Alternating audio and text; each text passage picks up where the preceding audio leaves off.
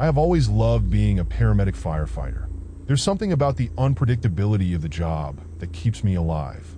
The adrenaline rush as the sirens wail, the heat of flames licking the night sky, the quiet moments when you save a life or comfort someone in their darkest hour. It's a calling. But not every call we answer is about saving lives. Sometimes you leave with a memory that clings to you like smoke, memories that feel heavier than any physical weight. One of those nights still haunts me. It was mid-October, and the air carried that crisp, biting chill. We just finished an uneventful day shift, and were settling into the evening routine at the station. I was halfway through a cup of coffee when the tones dropped, followed by the dispatcher's calm, yet urgent voice. Station 12. Respond to 1817 Holloway Drive.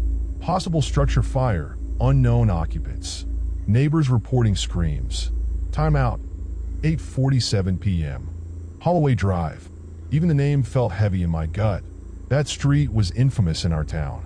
Rumors of strange occurrences, ghostly sightings, and unexplained tragedies seemed woven into its history. "Let's roll," Captain Brooks barked, snapping us into action. We piled into Engine 12, our conversations replaced by the rumbling growl of the engine and the piercing wail of the siren. As we approached the address, something felt wrong. The house was an old Victorian, the kind you'd expect to see in a period drama or a horror movie. It stood at the end of a long, cracked driveway, shrouded in trees that clawed at the moonlit sky. Smoke curled lazily from the upper windows, illuminated by the glow of distant flames. But it wasn't the fire that unsettled me. It was the silence. No screaming neighbors, no onlookers, just us, the house, and the heavy stillness. "Stay sharp," Brooks warned as we unloaded gear. "Johnson Murphy, you're on entry. Everyone else, set up water." I nodded, grabbing my axe and Halligan tool. Murphy, a seasoned firefighter with nerves of steel, led the way. We made our way to the front door, the heat radiating from the wood making it clear that this fire wasn't waiting for us. "Ready?" Murphy asked. "Let's do it." The door gave way with a sickening groan, and we were hit with a wave of heat and smoke. Visibility dropped to near zero as we moved in, the crackling of flames and the creak of the house settling filling our ears. "Fire's in the back," Murphy said, his voice muffled through the respirator. As we moved deeper, I felt the first pangs of unease. The house didn't feel abandoned. Furniture sat in neat arrangements. Family photos lined the walls, their faces obscured by soot. And then there was the sound of faint, rhythmic thumping coming from upstairs. "Did you hear that?" I asked, stopping short. Murphy nodded. "Could be someone trapped." We radioed Brooks to let him know we were checking the upper floors, then started up the staircase. With every step, the thumping grew louder. It wasn't frantic. It was deliberate, like a heartbeat. The second floor was worse. The smoke was thicker, curling into strange shapes in the beam of my flashlight. We checked each room methodically. Empty bedrooms, a bathroom with a mirror cracked into a spiderweb of lines, and a study with papers scattered across the desk. But the sound wasn't coming from any of those rooms. It was coming from the attic. Murphy hesitated. "You want to call it in?" I shook my head. "If there's someone up there, we can't waste time." The attic door was one of those pull-down ladders. It creaked ominously as Murphy tugged it open. The thumping stopped. My flashlight pierced the gloom as I climbed up, my pulse hammering in my ears. The attic was spacious but cluttered, with old furniture, boxes, and cobwebs everywhere. But what caught my attention wasn't the mess. It was the figure in the corner. A girl. She couldn't have been older than 12, sitting cross-legged with her back to us. Her hair was long and matted, her pale arms resting on her knees. "Hey," I called gently. "We're here to help. Are you hurt?" No response. I took a step closer, my boots crunching on the debris-strewn floor. "It's okay. We're firefighters. We're gonna get you out of here."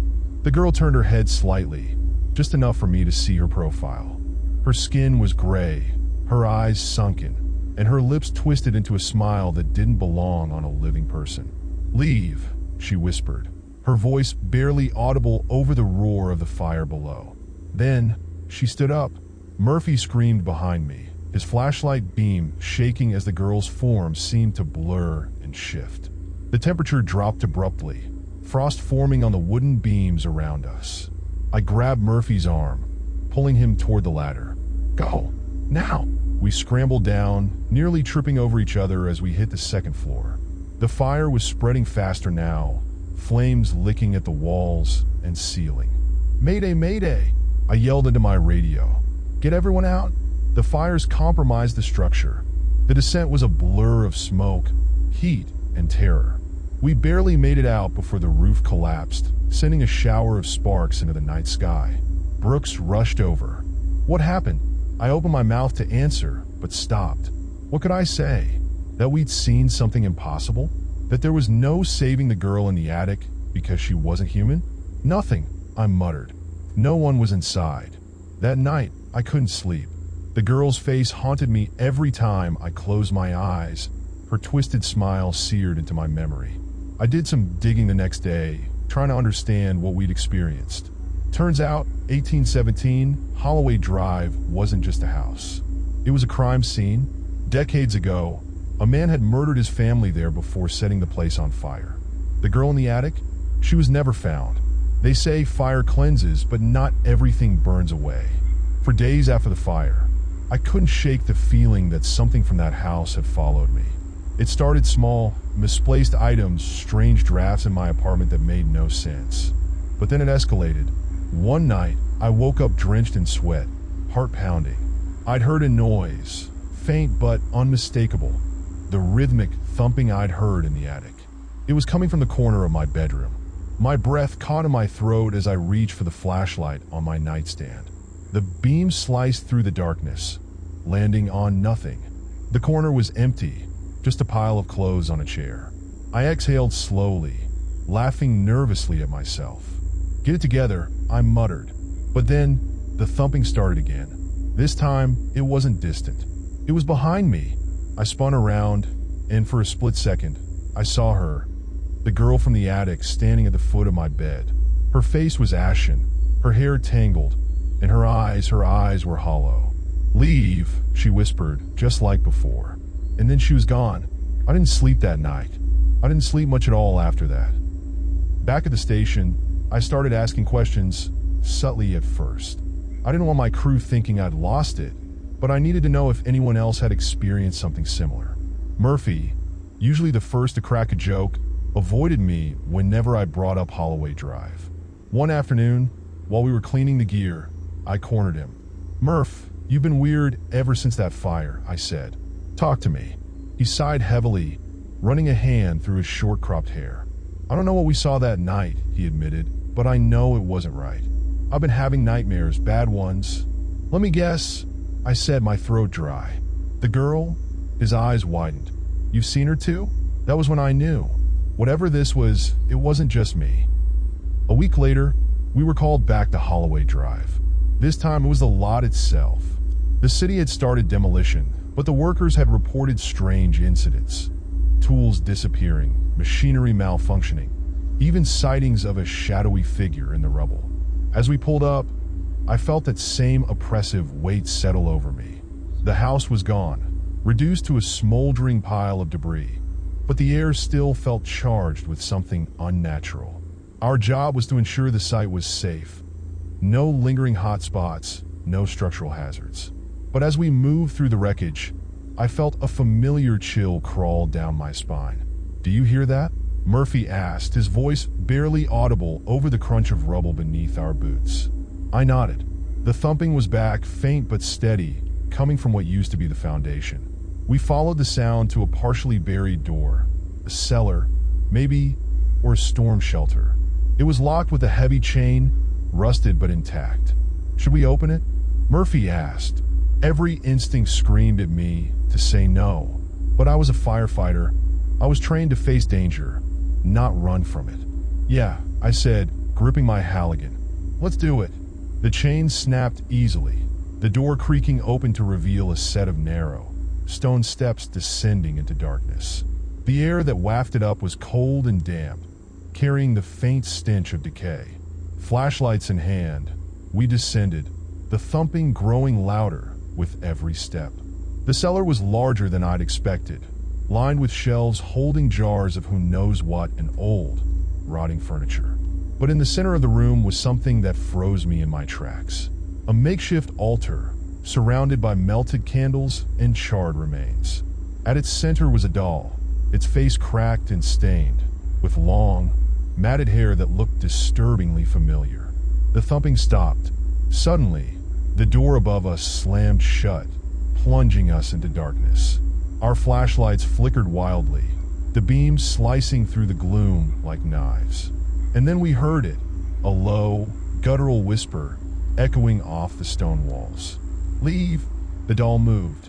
I don't know how we got out. One moment we were in that cellar. The next we were outside, gasping for air under the pale light of the moon. The rest of the crew found us minutes later, pale and shaking, unable to explain what had happened. That was my last shift at Station 12. I transferred to a quieter department across town, one that didn't respond to calls on Holloway Drive. But even now, years later, I still hear the thumping sometimes. When I'm alone, when the night is quiet, and I wonder, did we disturb something that night? Or did something let us go?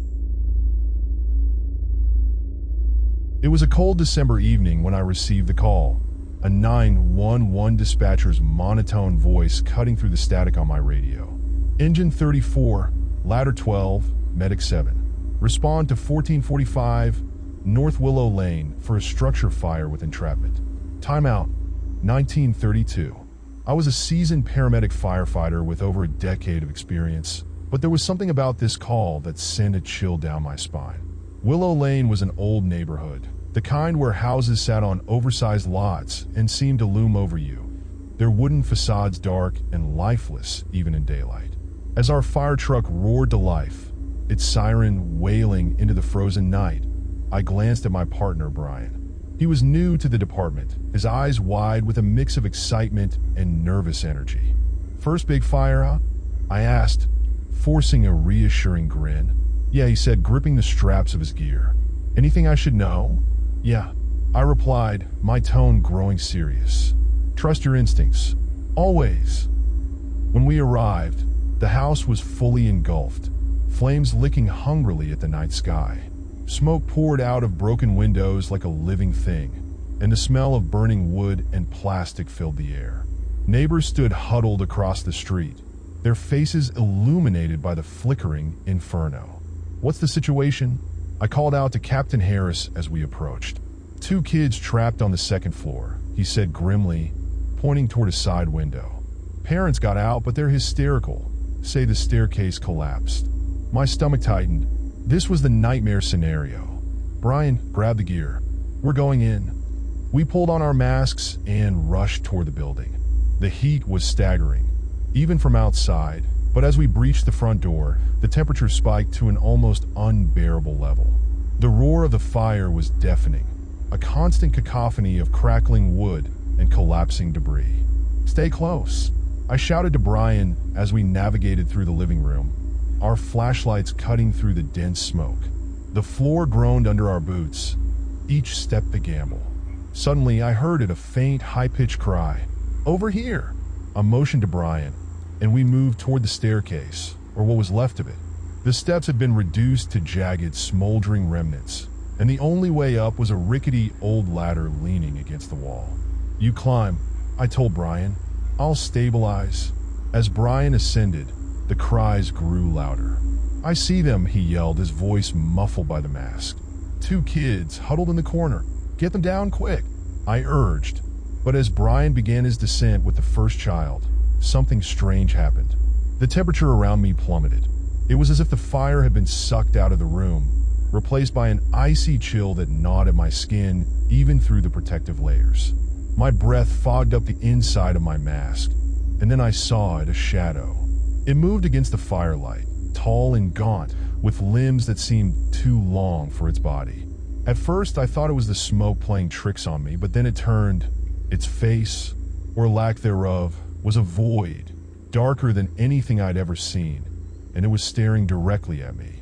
"Brian, move. Now!" I barked, my voice trembling. He didn't question it, just hurried down the ladder with the second child. I backed toward the door, my eyes locked on the shadow. It didn't move, but I felt its presence as if it were pressing against my chest, squeezing the air out of my lungs. When I finally turned and stumbled out into the frigid night, the fire seemed to roar back to life behind me, almost as if it had been waiting for me to leave. Outside, the kids were safe, wrapped in blankets and surrounded by medics. Brian looked at me, his face pale. "What was that in there?" "I don't know," I admitted, my hands shaking as I pulled off my mask. "But I've never felt anything like it." Over the following weeks, I couldn't shake the memory of that shadow. I started digging into the history of the house and found a chilling story. Decades ago, a family had lived there, a father, mother, and 2 children. One winter night, the house caught fire.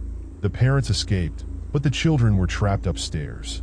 The father tried to save them, but never made it out.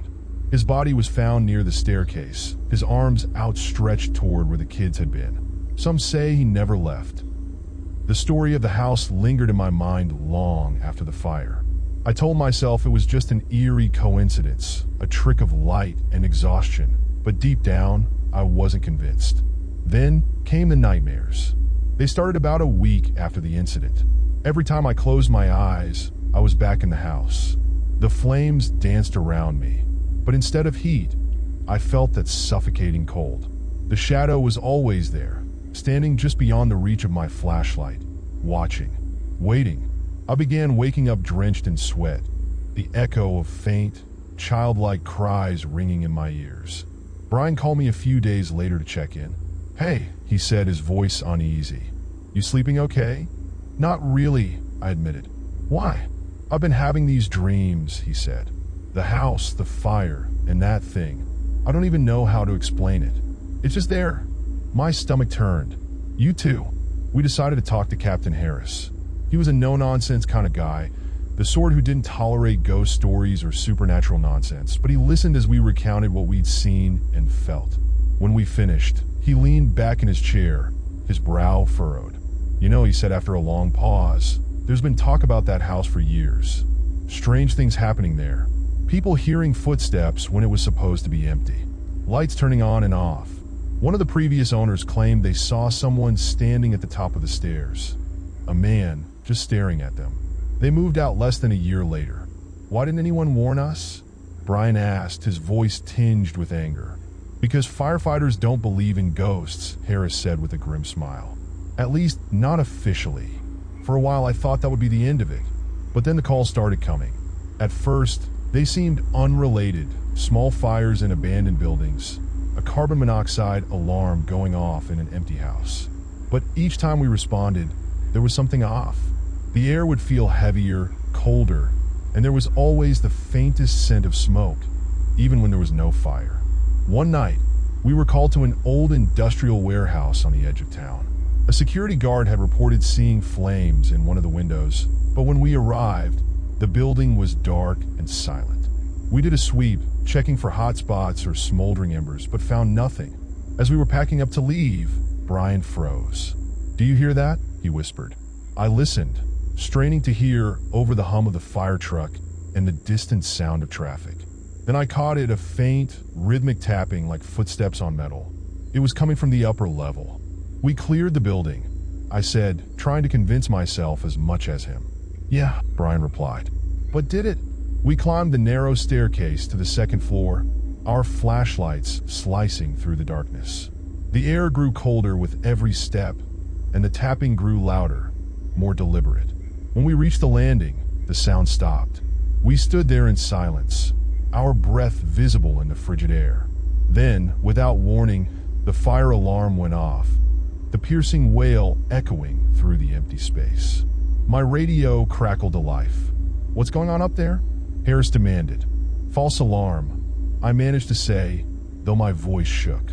"We're coming down." As we turned to leave, I glanced back over my shoulder, and there it was, the shadow. It stood at the far end of the room, taller and darker than I remembered, its form flickering like smoke in the beam of my flashlight. I froze, unable to look away. "Move!" Brian shouted, grabbing my arm. We bolted down the stairs, the shadow's presence pressing against us like an unseen force. When we burst outside, the cold night air felt like a blessing.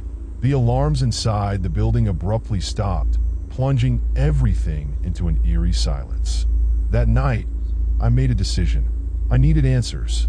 I tracked down an old fire investigator who had retired years earlier, but was known for his stories about the weird calls no one else wanted to talk about. When I told him about the house on Willow Lane and the shadow we'd seen, his face grew pale. "You're not the first to see it," he said quietly. "We used to call it the Watcher. Always shows up after a fire where people have died. Some say it's a guardian, making sure no one else gets hurt. Others, well, they think it's something darker. What do you think?" I asked. He hesitated before answering. "I think it's a reminder.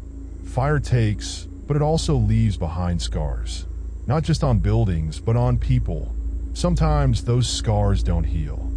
The nightmares eventually subsided, but I've never forgotten the shadow or the icy chill of its presence. To this day, whenever I walk into a burning building, I wonder if it's watching, waiting. And every so often, in the silence between calls, I think I hear it, the faint echo of footsteps tapping out a warning that only I can hear. When I joined the fire department as a paramedic firefighter, I knew the job would expose me to the worst humanity and nature had to offer. But I never imagined the terror that awaited me one fateful winter night. It was December, the air sharp with icy winds that seemed to cut through even the thickest coats. My shift started like any other, calls about minor fires, car accidents, and an occasional medical emergency. By midnight, most of my crew was huddled in the common room, half asleep in front of a crackling TV. Then the tones dropped. House fire reported. Possible entrapment. We scrambled into our gear and rushed to the trucks. The address was an old farmhouse, deep in the woods, miles from the nearest paved road. The details crackling over the radio were chilling. A family of 4 unaccounted for, the house engulfed in flames. The drive out was eerie. Snow had started falling, blanketing the dark woods in a suffocating silence. The headlights barely pierced the dense trees as the road narrowed to a winding dirt path. By the time we reached the scene, the fire was raging, bright orange flames licking the starless sky. We jumped into action. I was paired with another firefighter, Daniels, to search the house. The heat was unbearable even from the yard, but we didn't have a choice. As we approached the front door, an overwhelming sense of dread washed over me. I chalked it up to adrenaline. Inside, the air was thick with smoke, every breath through the mask feeling like a struggle. The fire danced around us, consuming the old wood with an unnatural ferocity. Daniels and I swept the first floor quickly, empty. We moved to the second floor. That's when I heard it, a faint, childlike giggle, almost playful. I froze. "Did you hear that?" I asked Daniels through the radio. "Hear what?" His voice was steady, focused. "Never mind," I muttered, shaking it off. "Probably just the wind," I thought. We pushed forward, checking room after room. In the last bedroom, we found the first sign of life. A small, charred teddy bear lying near a bed. The sheets were ruffled, as if someone had been in them moments before. My heart sank. Where were they? Then I heard it again, clearer this time, a giggle but closer. It didn't sound frightened. It sounded wrong. I turned to Daniels, but his expression mirrored my confusion. "Is someone there?" I called out, stepping cautiously toward the hallway. The laughter grew louder, echoing in the smoke-filled corridor. Then came the faint thud of footsteps running above us, on the roof. "How?" Daniel started, but he was cut off by a loud crash. A beam collapsed behind us, sealing off the staircase. The only way out now was through the roof. We climbed out a window onto the icy shingles, struggling to keep our balance. Snow mixed with ash in the air, creating a surreal, suffocating atmosphere. Then we saw it. A figure stood at the peak of the roof, a small child in pajamas, backlit by the flames. Their head tilted to one side as if studying us. My stomach turned. "Hey, it's not safe. Come here," I shouted. The child didn't move. Instead, they pointed toward the woods, where the darkness seemed to pulse alive. And then they were gone. Not into the house, not down the side of the roof. Just gone. What the hell? Daniels whispered, his voice trembling. Before I could answer, the fire intensified. We had no choice but to jump to the ground below. We landed hard, rolling to absorb the impact. I looked up at the roof, but the child was nowhere to be seen. The rest of the crew managed to extinguish the flames after hours of relentless effort. But no bodies were ever recovered. The family, mother, father, 2 children, was officially declared missing. Investigators found no evidence of foul play, no signs of escape. It was as if they had vanished. In the weeks that followed, I couldn't shake the image of the child on the roof. I started digging into the house's history and discovered something chilling. Decades ago, a fire had consumed the same property, killing a family of 4, a mother, father, and 2 children. Witnesses claimed to have seen a child on the roof that night too. To this day, I can't explain what I saw, but every time I hear a child's laughter in the distance, I feel the hairs on my neck stand up, and I remember that cold, haunted night. In the weeks after the incident, my sleep was restless, my dreams haunted by that child's eerie laughter. It wasn't just the memory of the fire or the missing family. It was the inexplicable feeling that something was watching me. I kept the story to myself, partly because I didn't want to be the crazy guy at the station. But Daniels wasn't so tight-lipped. A few days after the fire, he cornered me in the locker room. "You've been acting weird," he said, his voice low. "Don't tell me you've forgotten what we saw." "I haven't," I admitted, my stomach nodding. "Good, because neither have I." Daniels told me that he'd started hearing things. At night, when his house was quiet, faint giggles seemed to echo from the corners of his room. Once, he swore he saw a small figure standing at the edge of his bed. But when he turned on the light, nothing was there. "It's like it followed us," he said, his eyes darting nervously. At first, I thought stress was getting to him. But then, strange things started happening to me, too. One night, I was sitting in my living room, staring at the TV without really watching. My apartment was silent, save for the faint hum of the heater. Then I heard it, a soft thud coming from the hallway. My blood ran cold. I lived alone. Grabbing the flashlight I kept by the couch, I stood and cautiously approached the hall. The air felt heavy, and the shadows seemed to stretch unnaturally long. At the end of the hallway, the door to my bedroom was ajar. "Hello," I called out, my voice shaky. "Nothing." I pushed the door open with the flashlight, scanning the room. Everything seemed normal until I looked at my bed. Lying in the center of the mattress was a small, charred teddy bear, the same one Daniels and I had found at the fire. I froze, my mind racing. I knew it couldn't be the same bear. I hadn't taken anything from the scene. But as I stared at it, a faint giggle echoed through the room, soft but unmistakable. I didn't sleep that night. The next day, I called Daniels. Before I could explain what happened, he interrupted me. His voice was frantic. "They're in my house," he said. "The kids, I see them just standing there staring at me. They don't move. They don't say anything. They just watch. Get out of there," I said, my pulse pounding. "Stay somewhere else for a while." But it was too late. Daniels never showed up for his next shift. When I went to check on him, his house was empty. His car was still in the driveway, his wallet and phone on the kitchen counter. There was no sign of struggle, no sign of him. He was just gone. The department launched a search, but Daniels was never found. His disappearance hit me hard, and for a while I considered quitting. But then the guilt set in. If I left, I'd be running from the very thing that might have taken him. I needed answers. I began researching the history of the land where the farmhouse had stood. The deeper I dug, the darker the story became. Before the first fire decades ago, the property had been home to a reclusive family. Rumors swirled about strange rituals and children's laughter echoing from the woods at odd hours. Neighbors spoke of odd lights and shadowy figures, but no one ever dared investigate. When the first fire broke out, the family was never found, only their belongings.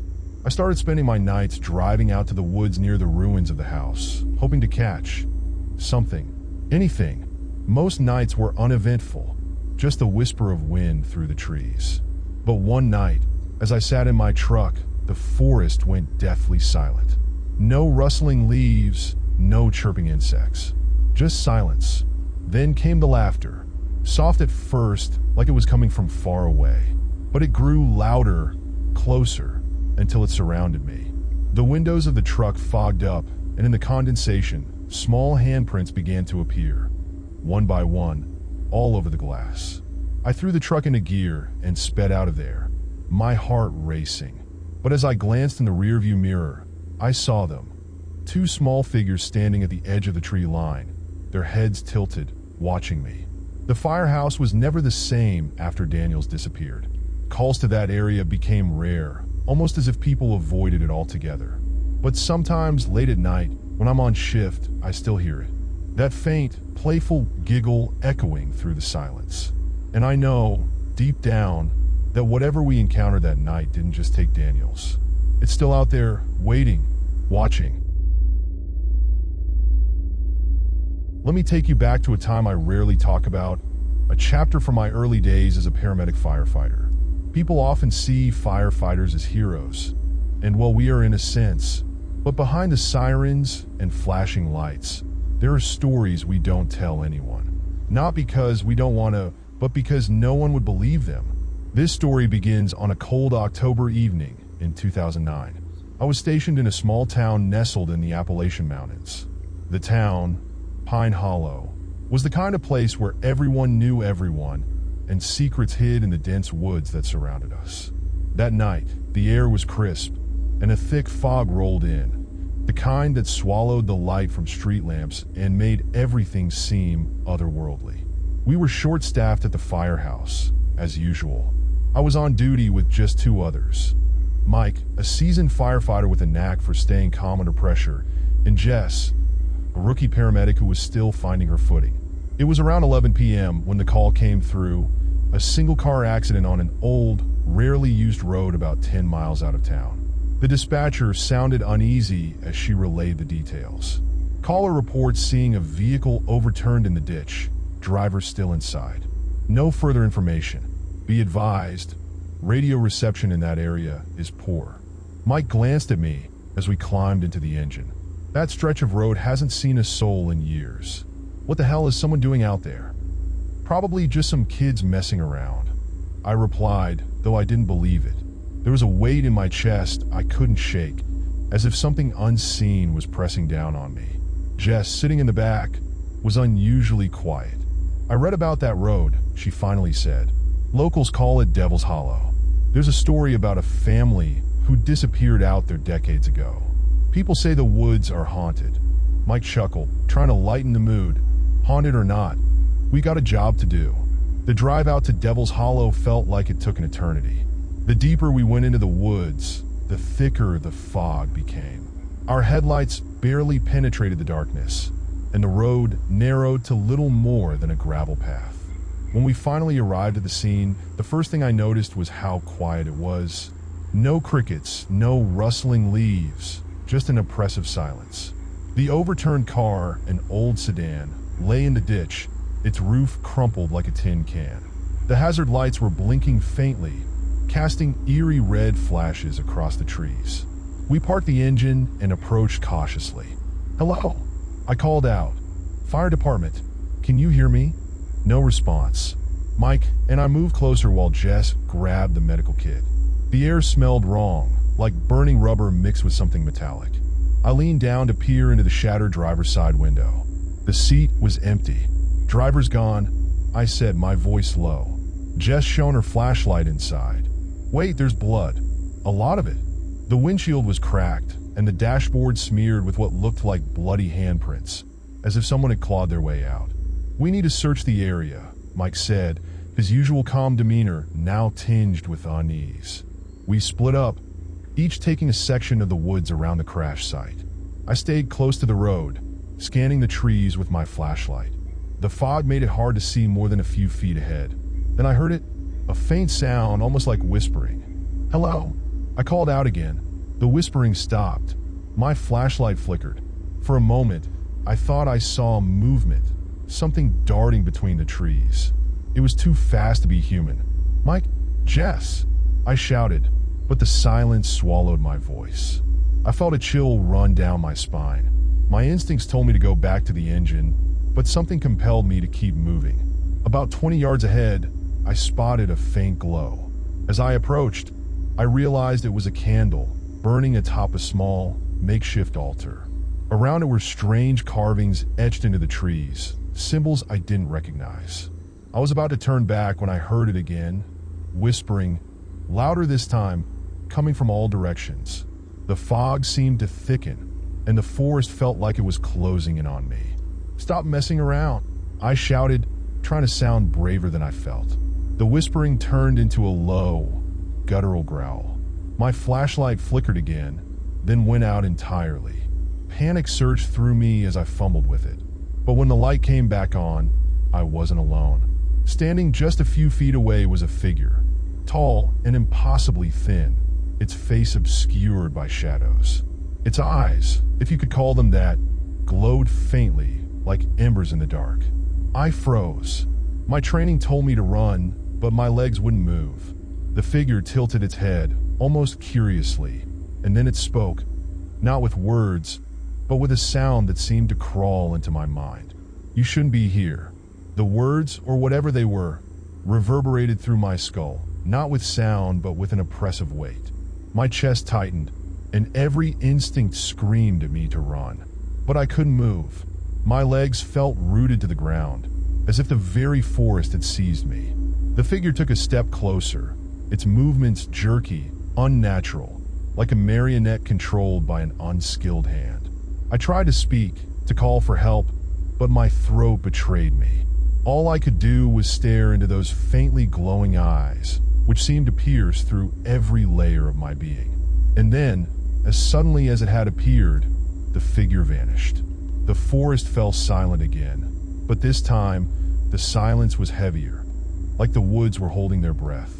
My flashlight flickered back to life, and in its beam, I saw the altar once more.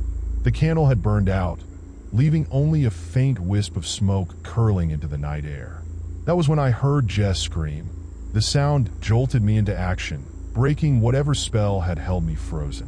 I turned and bolted toward the source of the scream, the underbrush clawing at my uniform as I ran. My heart pounded in my ears, drowning out the whispers that had returned, softer now, but still present. I found Jess a few yards away from the crash site, her flashlight lying in the dirt. She was crouched on the ground, trembling, her face pale as a sheet. "What happened?" I asked, kneeling beside her. She pointed toward the woods, her hand shaking so badly she could barely lift it. There was someone watching me, standing just beyond the trees. I thought it was the driver, but her voice faltered, and she looked up at me with wide, tear-filled eyes. It wasn't human. Mike emerged from the woods a moment later, his face grim. I didn't find anyone, but I heard something sounded like growling, but it wasn't any animal I've ever heard before. I helped Jess to her feet, and we all made our way back to the engine. The unease between us was palpable, but no one said what we were all thinking. The driver was gone. The blood trail ended abruptly in the woods, as if the person had vanished into thin air. And whatever we had encountered wasn't in any training manual. Back at the firehouse, we filed our report, sticking to the facts. A single car accident, no victim on the scene, blood found but no body. We didn't mention the whispers, the figure, or the altar. Who will believe us? But the story doesn't end there. 2 weeks later, we got another call, this time from a hiker who had ventured into the same area and never returned. A search party was organized, and once again, we found nothing, just strange symbols carved into the trees and that overwhelming, unnatural silence. After that, Devil's Hollow was officially declared off-limits, though that didn't stop the occasional thrill-seeker from venturing in. Some made it out, shaken but unharmed. Others were never seen again. To this day, I don't know what we encountered that night. I've replayed it in my mind countless times, trying to rationalize it, to explain it away. But deep down, I know the truth. There are places in this world we aren't meant to go, places where the rules we live by don't apply. I've seen a lot in my years as a paramedic firefighter. Tragedy, heroism, the fragility of life. But nothing haunts me like the memory of that night in Devil's Hollow. Every so often, I'll dream about it. I'll find myself back in those woods, the whispers growing louder, the fog closing in. And always, without fail, I'll see those glowing eyes staring at me from the darkness. The worst part? I wake up with the same words echoing in my mind. Words I'll never forget. You shouldn't be here.